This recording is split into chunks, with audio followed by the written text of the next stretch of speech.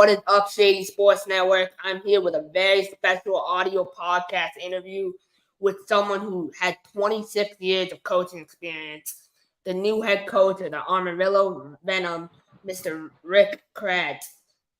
Rick, how you doing today, man? I'm doing amazing. How are you today, my friend? I'm doing good. Excited for you to come on the show today. My first question to you is obviously the Venom are coming back after a couple years of hiatus. How excited are you for the team to return to action? Oh man, listen.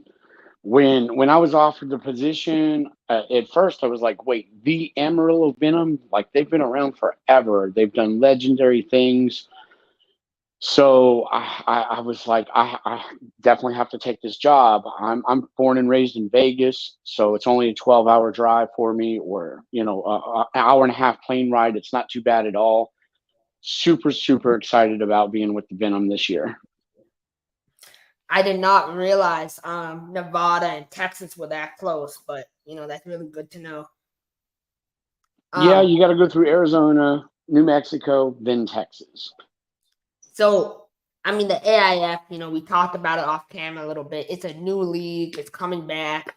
I'm a huge fan of the AIF, like I told you. I want to see the league succeed. One thing about your league that stands out from all the other leagues is your social media presence. How important do you think being active on social media as a new league is? So I'm not a tech person, but with all of the social media every single day, they're putting out more content than I would say besides the NFL, any other league right now, even the CFL, and they're in season right now. So we're getting not just our team, but all the teams and the league are pumping out tons of content, and I think that's very important for us. Definitely, and that's really good to know how excited and how passionate you guys are about the league. Looking at the 2024 season, you hired an outstanding coach, Maurice Leggett, to be the defensive coordinator. He has NFL experience. He was a star in college. How excited are you to have him on staff? When Mo reached out to me, we started talking and we automatically hit it off. I told him, I said, this is the year that everything's going to come together. I took 8 years off from indoor football. And when I came back, I said, I have to do everything different than what I did before just to get back over that top again. Number one, I've never played with a true defensive coordinator. I've always had an okay defensive coordinator, not somebody that's going to help me get over the top. So Maurice and I, we had many talks, and I was like, this is my guy. This is the guy that's going to push offense in practice. And my offense is going to be the offense that pushes his defense. So when we're on the field on game day, everything's just going to start clicking on all four cylinders. And I'm really excited about having Leggett on board with me. That's going to be a great pair to watch. You look at the league, what caliber of players are you trying to go after? Are you trying to go after, I know we talked about guys who are hungry and guys who want the opportunity, but when you look at levels, are you looking for more of the Division I FCS guys, the D2 guys, or more of the Power 5 guys? When I first started in indoor, I had to learn the different rules determines a different recruiting status, if that makes sense. Different defensive rules, different offense. It's all about your recruiting.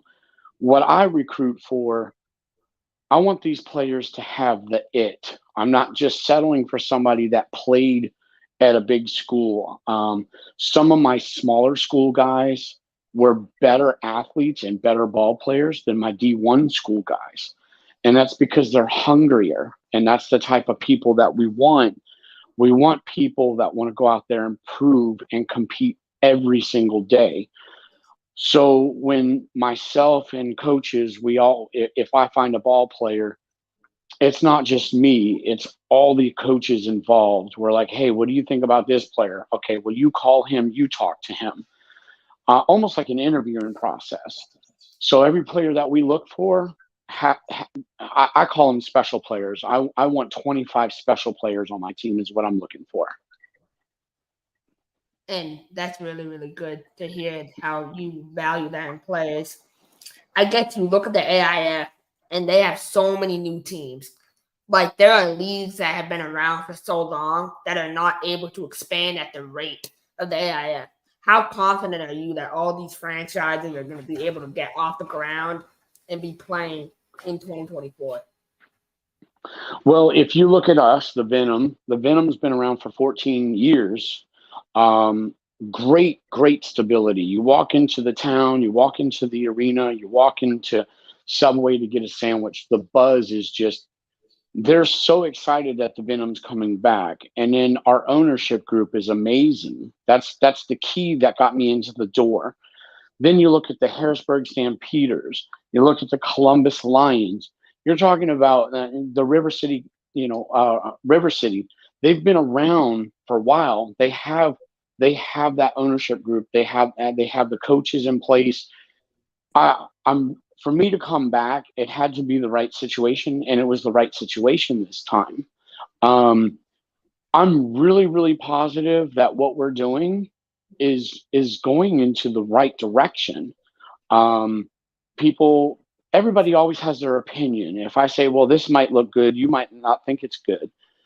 But as long as everybody's on the same page, I think it's going to come together really, really nice with this league. I think we're going to turn a lot of heads, and I think people are going to be like, wow, this is for real. This is nice.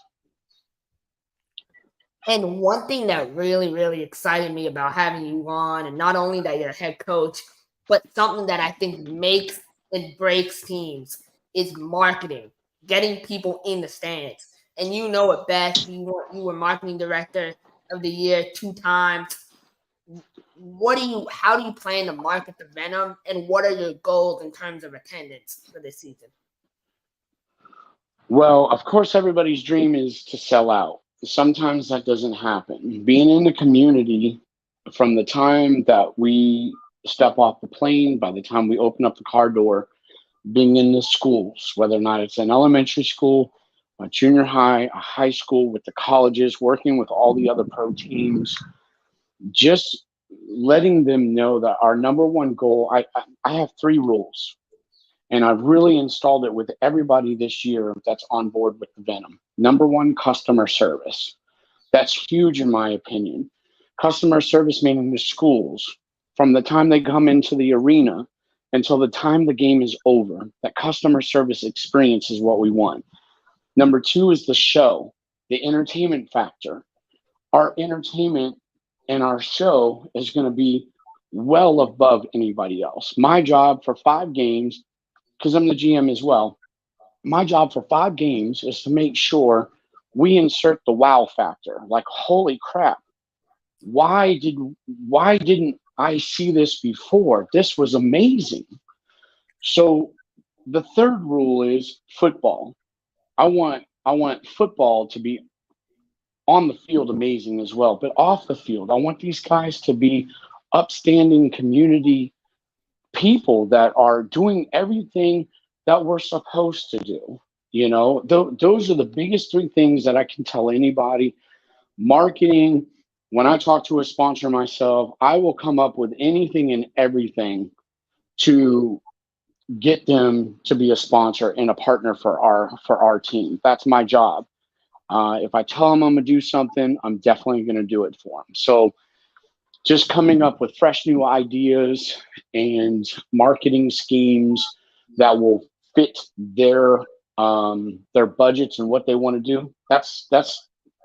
We just want everybody in the community to be with us, no matter what it takes. And man, that got me so excited, hearing you talk about how important that is to you. A lot of owners and people don't realize that, and that's what ends up, failing organizations. My final question for you is, you look at this 2024 season and you look at the landscape. What do you think is the biggest problem in that this sport of arena football faces today? The biggest problem For all the leagues, well, this is me talking. This is the real me. Greed. I think that's the biggest problem. Um, a lot of people might say, well, the AIF has a salary cap of so much. Well, that's great, because I remember playing ball. I was making $600 a game, and we were killing ourselves. The salary cap, there's some teams out there that have big arena rents. They have a lot of work to do in their community, and I think greed is one of the biggest issues in all of indoor football. Everybody wants to try to scam somebody. Somebody's always wanting to do this. Somebody's always wanting to do that.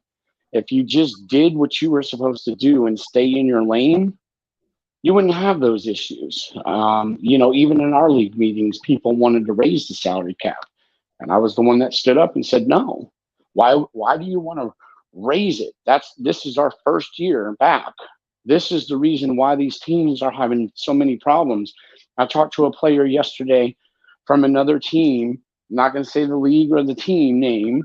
I talked to him yesterday, and he told me that there was 9 people in one apartment living with the coach, and they were all sleeping on the floor.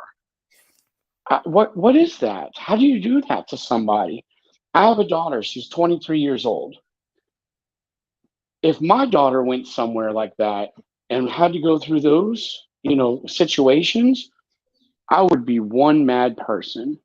When I'm on the phone with an agent, a parent, or a player, I'm going to tell them directly, like I tell everybody else, I'm going to take care of him like they're my own. That's the problem with all these leagues. They forget what it was like to be a player. Greed has a major, major, major issue in indoor football. 110%. Well, Rick, it was great talking to you today. I really enjoyed hearing your perspective about the AIF. I'm really excited to watch the league kick off in 2024, and I wish you and the Venom the best of luck. Oh, yes. Thank you so much, my friend. Absolutely. Anytime.